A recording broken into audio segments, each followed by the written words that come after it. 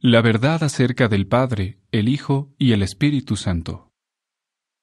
Quienes creen en la Trinidad afirman que en Dios existen tres personas: Padre, Hijo y Espíritu Santo.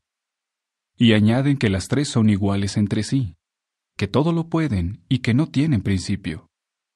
Por lo tanto, la doctrina de la Trinidad asegura que el Padre es Dios, el Hijo es Dios y el Espíritu Santo también es Dios, y que, sin embargo, hay un solo Dios.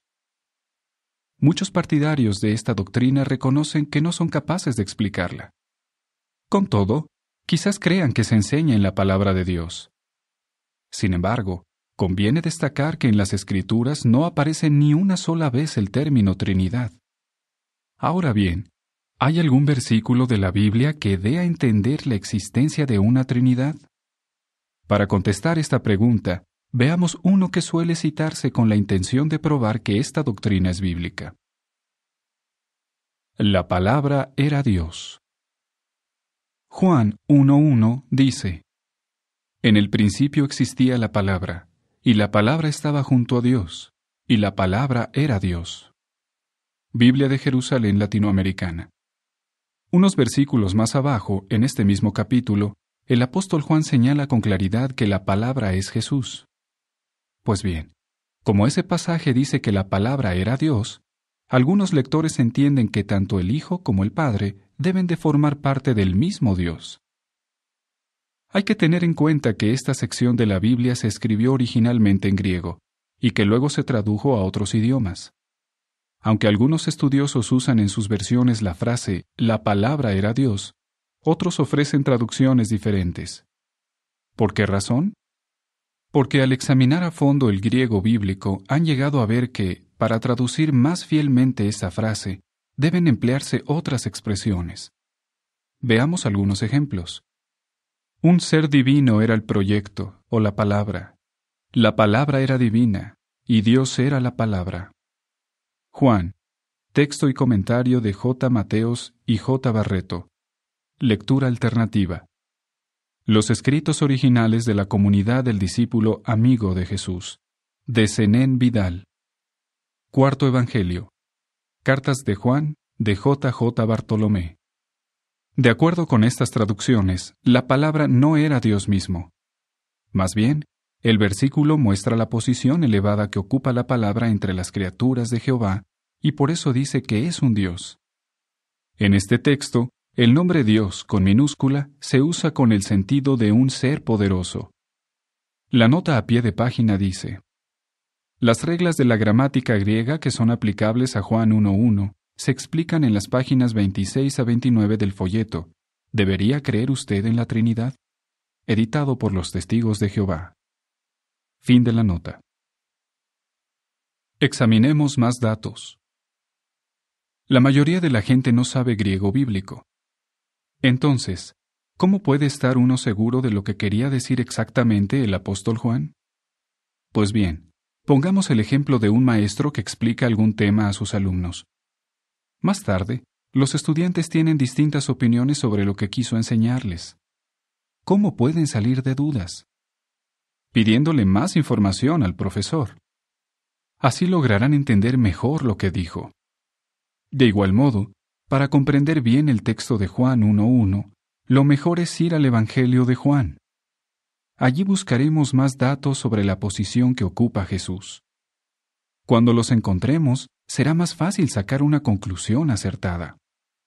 Por ejemplo, veamos lo que escribió Juan más adelante, en el capítulo 1, versículo 18.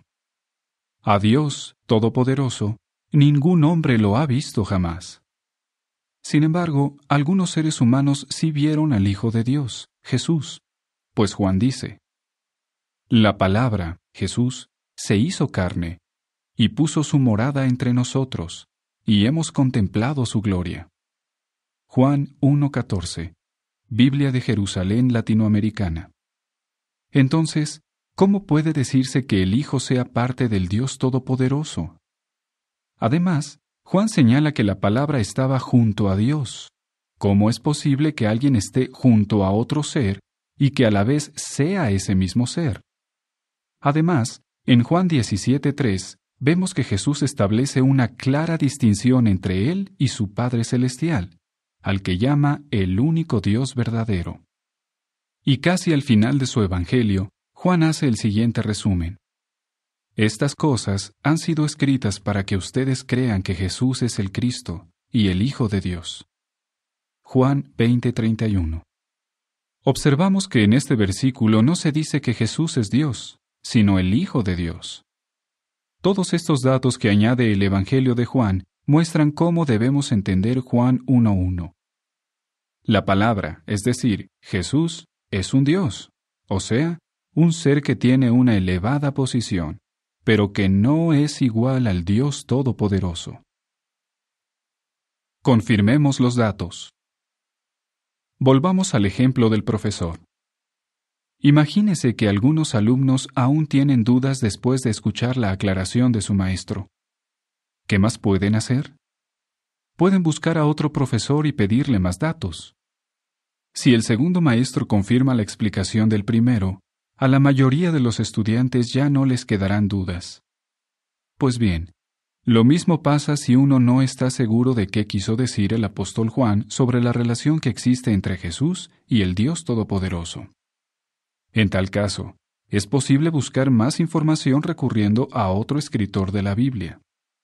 Tomemos como ejemplo a Mateo. Él puso por escrito las siguientes palabras de Jesús.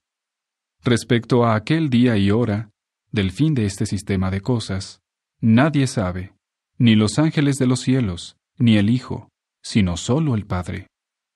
Mateo 24:36. ¿Cómo confirman estas palabras que Jesús no es el Dios Todopoderoso? Jesús dice que el Padre sabe más cosas que el Hijo. Pero si Jesús formara parte del Dios Todopoderoso, tendría que saber lo mismo que su Padre. De esta forma, vemos que el Hijo y el Padre no pueden ser iguales. Pese a todo, habrá quien diga, es que Jesús tenía dos naturalezas, la divina y la humana, y aquí habló según su naturaleza humana. Supongamos que fuera cierto. Entonces, ¿qué sucede con el Espíritu Santo?